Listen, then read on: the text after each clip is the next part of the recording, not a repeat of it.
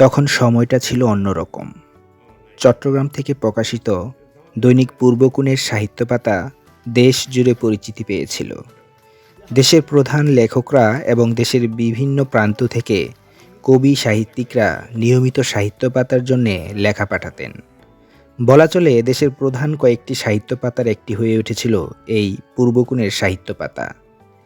কোনো কোনো সময় সাহিত্য পাতার কাটতি বেশি ছিল বলে কিছু কিছু সংখ্যা বেশি ছাপা হতো।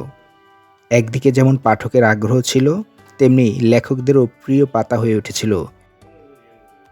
১৯৯২ সালে ২০ নভেম্বর আমার প্রিয় বই সিরিজের প্রথম কিস্তি ছাপা হয়।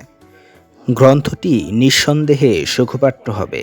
সেই সময়ের গুণী ব্যক্তিত্ব ও লেখকদের প্রিয় বই সম্পর্কে আলোচনায় উঠে এসেছে বিশ্ব সাহিত্যের নানা দুর্লভ গ্রন্থের কাহিনী কিংবা পাঠের অভিজ্ঞতা।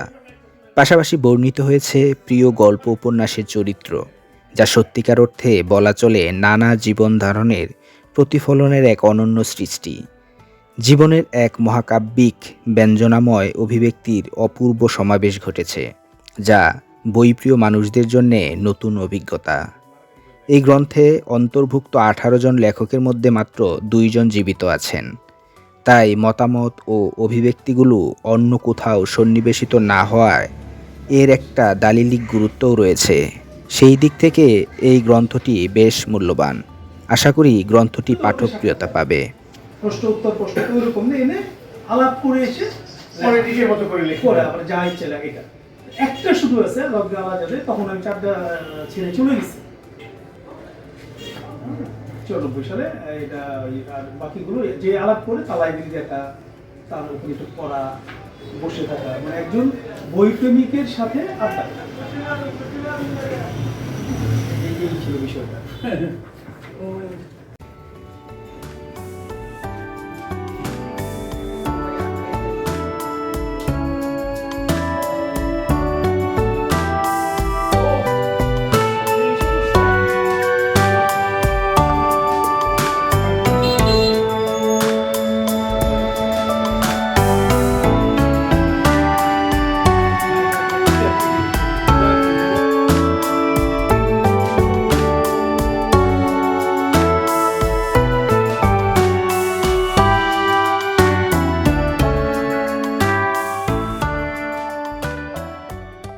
ধূলি ধূসরিত সময়ের পৃষ্ঠা উল্টে সেই উজ্জ্বল সময়ের স্মৃতিচিত্র আমার প্রিয় বই।